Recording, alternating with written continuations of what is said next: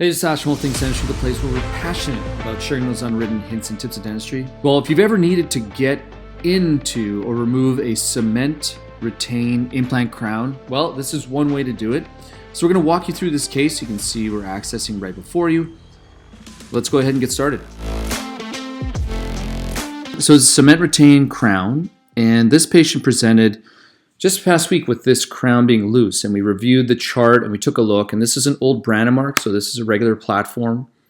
It was 3.75 at that time, and this is the porcelain, and here is the PFM crown, and actually if you look close enough, there's the junction between, there's the crown margin. So this abutment is actually a gold abutment, and this crown is actually cemented, but this whole unit is loose. So what we're going to try to do is we're going to try to cut through the crown and find where the access hole is into the abutment, because you could, as a friend of mine suggested, you could try to bang this off, because it's luted on there, but that's pretty tough. So what we're doing is let me go back here. We're trying to do an access into the tooth and I'm just guessing roughly where that screw channel is going to be. And of course I do endo all the time, so I actually, please don't judge me, I started doing an endo access on this tooth. So this is tooth number 26, and we're about 2 millimeters, I would say 2 millimeters from the start of the porcelain down to the metal. We finally found where the screw channel is. Now again, this is cement retained, so this is one way you can get this off of here. Another one is you could potentially try to kind of use one of those crown removers and try to pop it off, but I think you might have more problems than solutions. So if you don't know what a screw retain versus cement retain restoration is, this is just this is a model. These I found in an old cabinet somewhere. This is a screw retain, so you can see this is what we would normally see. We've got our channel here. Let's see if I can get this clear. There we go. So this is a Nobel. So we've got our normal screw channel, and we put composite, and we put Teflon, and then composite or polyvinyl siloxane into the screw channel just to prevent any of our restoration to go into our screw channel. You can put amalgam, you can put composite, doesn't really matter. And this is old school because this is an external hex versus an internal hex, which is today. So this is another case. So this is another case here that looks at, this is just a case that's about to be delivered, and it's screw retained restoration. So if we look at, I don't have a cement retain, but if you imagine, this would be a cement retain. So imagine this is the abutment, there's a screw channel down here, and this gets screwed into the implant, and then you take your cement, put it in the inside of your crown, and cement it down. Now, what are the indications for that? Well, there's a whole bunch of different ones, maybe where you go to, where you've been trained or whatnot, but really what we want to minimize, the problem with cemented restorations most of the time is that it's the resin that gets around underneath the crown and you can't clean it out. So whenever you can, the recommendation is, what I was trained, is to use a screw retain. But for some reason, I have no idea why, this was a cement retain. So what we need to do is we need to create that channel to get down into where the implant abutment screw is. Now what's really interesting is my perio buddy who sent me this case was saying, oh, now you've turned this into a screw retain restoration. And I never thought of that. That's exactly what happened. So what we're doing here is I'm just removing some of there's like this material, I actually don't even know what it is. Maybe you can put in the comments below. It's kind of like I don't know, it's an old polyvinyl. This crown is 12 years old, and it might be just some sort of material that is in there. I'm not sure whether it's old polyvinyl that's just gotten really old and kind of crumbled, because when I take it out, it's definitely not Teflon, and it's not a cotton pellet. You can see here with a spoon excavator. So what I've done here is now we've created more of a channel. There's where I started. I was kind of, like I said, humbly, I started an endo access, and then I realized, well, I'm not doing an endo, so we're going to move our access over here.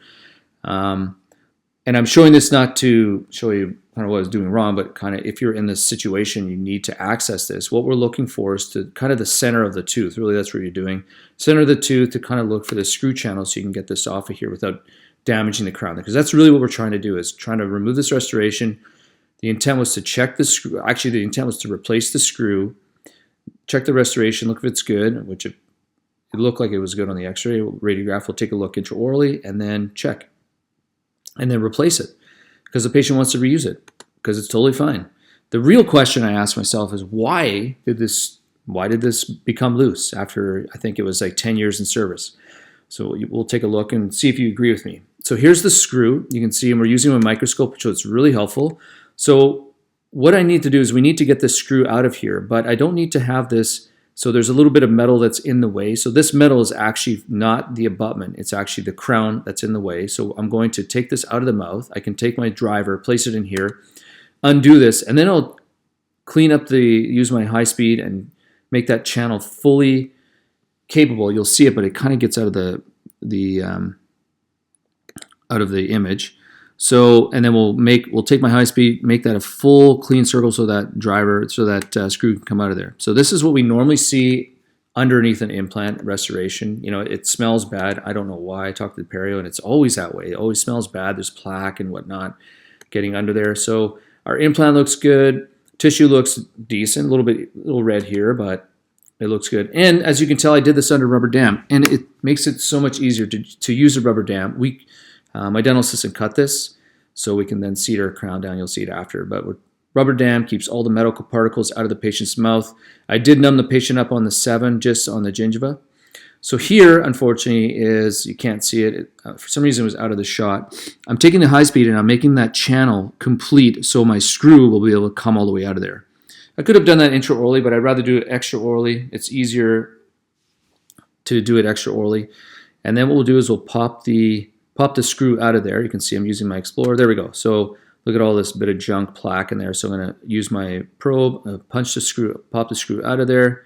Out it comes. And then what we're going to do is we're going to take a look underneath the microscope at the threads. Here, no, I'm not irrigating with hypochlorite. I'm irrigating with chlorhexidine. We're just cleaning it up. Usually use a monoject syringe. We don't have any in the operatory. We just have these syringes that I don't use for endo. We take the tips off.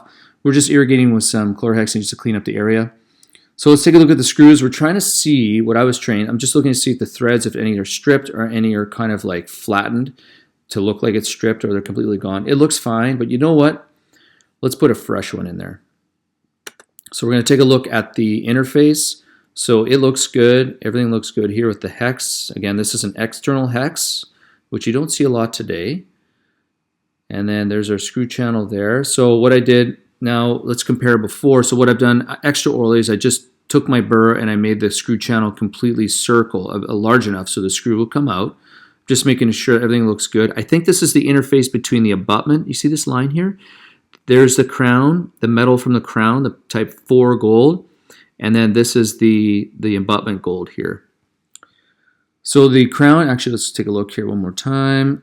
The interface looks good. And what's interesting, you can't see any, so there's no cement, nothing like that around. And it looks good. All right, so we're going to reseat that. So what I did was I'm going to place my screw back in the channel. I mean, it's just like seating a regular implant now. Let me just zoom out of here so I can bring this up a bit. There we go, because it's coming out of the shot. So let's go ahead and we seated the crown. So what I did was I put the screw in here so you can see the screw. It's out of focus because it's out of the focus of the microscope. And then we're going to just seat it down. You can or you should take a radiograph after you had it seated. I'm not concerned because this has been in service for 12 years and we're fully good to go. I'm not too concerned about that because it seats perfectly.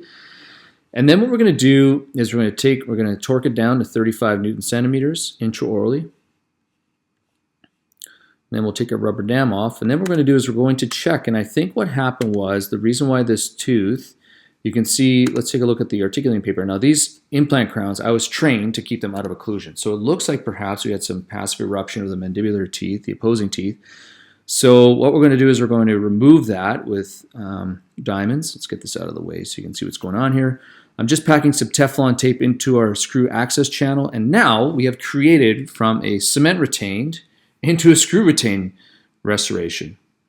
Now again, the patient wants to preserve it. So we're doing our best to do that. I'm going to go old school. I'm an old school dentist, so I'm going to place some amalgam in the access. I know, please don't, judge me on that. It's just really simple to place. I'm happy with it. But definitely you can place a composite restoration, hydrofluoric acid, silane, and bond your restoration in there. So you see this contact here, we're going to remove that actually. So let's go ahead, we're going to take a diamond burr, and so we placed our amalgam, we're going to take a diamond burr and we're going to remove that. We're going to remove that contact, a little bit more there. There's that contact right there. Now you're starting to see the opaquer come through.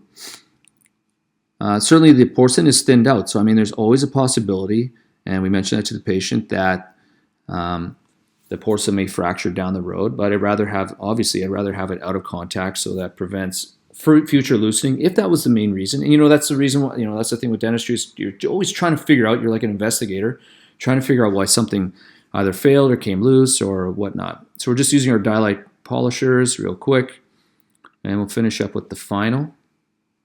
So we get a nice polish right there. Let's slow that down. There we go there. And then we'll burnish our amalgam. So go ahead and let me know if you've done this before. Hopefully this is helpful. Hopefully this is helpful in the minute that you need to use it. We'll burnish our amalgam, and then that's it. So now we have converted, like I said, a cement retain restoration into a screw retain, but it was more kind of for entertainment, but also if you're in a pinch, you need to get one of these off without fracturing it. Good luck. And that was actually the last thing I want to say, is that when we did this, we certainly went through the risks and benefits with the patient, that we may have to replace the crown. We may actually damage the implant. We tried our best not to, and I think we were successful, but it's always, like Dr. Yard had said many years ago, tell the patient in advance so it doesn't look like an excuse when something bad happens. Anyways, thanks for joining. We'll talk to you soon. Cheers.